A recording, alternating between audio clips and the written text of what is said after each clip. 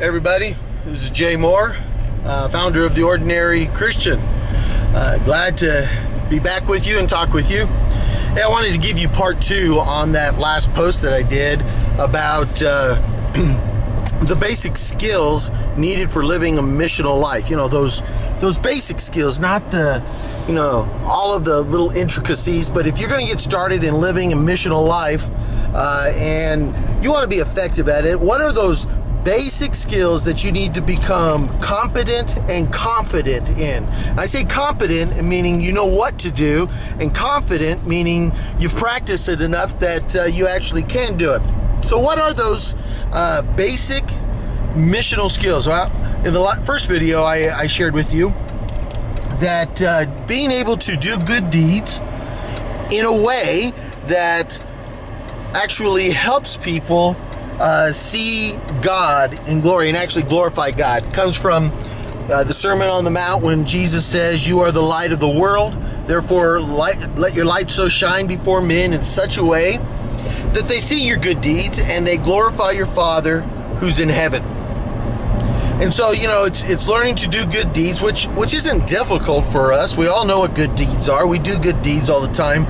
But learning to do them in a way that shines the light back on God, that gives God the glory for it, that the person who's the recipient of the good deed actually is the one who recognizes that God is in the mix, or God is the motivator or the instigator for the good deed being done. So, but now I want to talk to you about the second skill that I think is absolutely essential if you're going to live an effective missional life, to live a life of a missionary in your neighborhood. And that is, you need to learn to be able to share and to tell effectively, and in some cases quickly, your testimony, your story, that story of your faith pilgrimage. Being able to tell people why you are a follower of Jesus, to tell people your experience, your encounter with the one true, living, breathing God through his son, Jesus Christ. This is powerful when people begin to see that faith in Jesus is more than just a set of beliefs, but it's actually a life encounter. It's actually an experience that they have with the living, breathing God that's like just creates hunger and thirst in their hearts.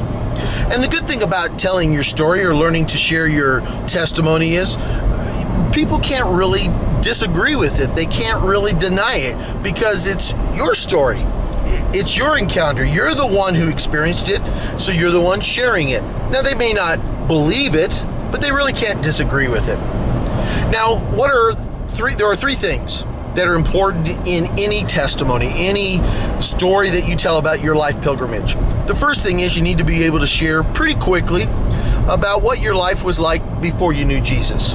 Apostle Paul did that. He talked about being a Christian persecutor. He was zealous for his faith as a Pharisee. He exceeded above his contemporaries in trying to be obedient to the law.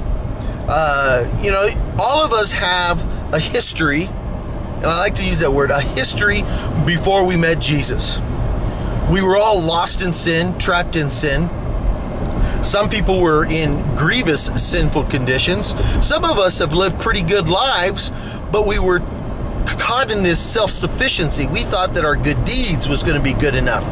And so we need to begin to give people the ability to have context from why we came to faith in Jesus. And when you do that by sharing what your life was like before you knew Christ. Now, I wouldn't go into too much detail about it, especially if you've got issues with, some pretty raunchy things in your past. Suffice to say, it's enough just to share with them that, you need to, I wasn't a very good person. Then you need to be able to share what was that encounter that you had with Christ.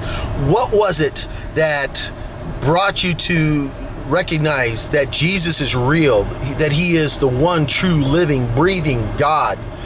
For the Apostle Paul, it was on the road to Damascus. He saw a blinding light. He heard the voice of Christ. "Why are you persecuting me?" And that was his Christ encounter. Share with them your Christ encounter. It may have been at a vacation Bible school when you were a child. It may have been at youth camp. It may have been at a Promise Keepers meeting. It may have been in your backyard. I don't know. I don't know what it was. But what was it? What was the situation, circumstances that brought you to meet Jesus?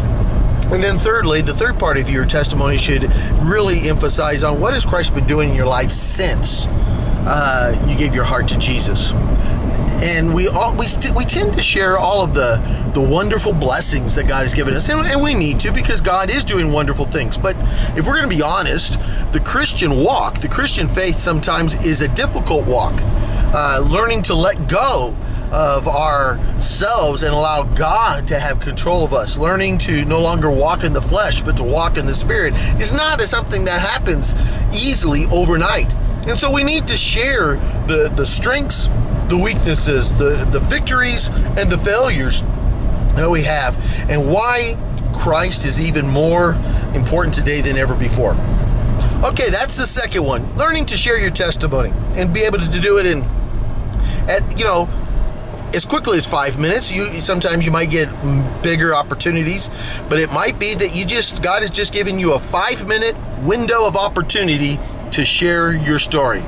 So write it out. What was your life like before? How did you come to know Jesus? What was your life like since? Write it out. Practice it in the mirror. Say it 100 few times.